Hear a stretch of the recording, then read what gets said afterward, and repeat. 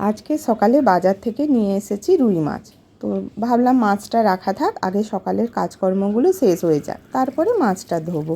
তো তাই জন্য মাছটা রাখা ছিল।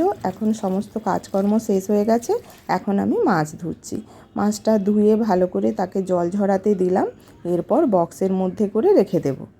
সকালে যেহেতু হাজব্যান্ড ওই ডাল আর ডিমের অমলেট খেয়ে গেছে, তো তার জন্য আর তো সেরকম কিছু রান্না করা হয়নি। এবার আমি এখন মাছের তরকারি রান্না করব, তো রেখে দেবো। আমরা দুপুরে খাবো আর ও রাতের বেলায় এসে ভাত খাবে।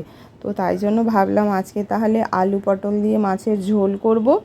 আর মাছের যে মাথা আছে, ভাবছি আলু বেগুন আর উচ্ছে দিয়ে একটা তরকারি করব।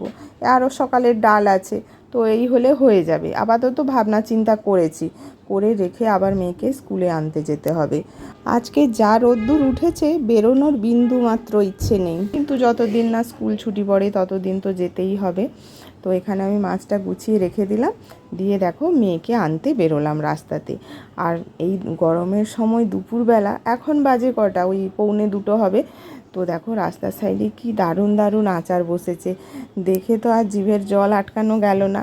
তো আমের আচার নিয়েছি আর তেঁতুলের আচার নিয়েছি, অল্প অল্পই নিয়েছি। তোমার ওই 100 গ্রামের দাম 40 টাকা করে। আর এই আমের আচারটা না নতুন আমের আচার, বেশ দেখে করে খেতে ইচ্ছে করলো। আর এটা টক মিষ্টি, মানে টক ঝাল মিষ্টি হয়েছে, মিষ্টির ভাগটা একটু বেশি।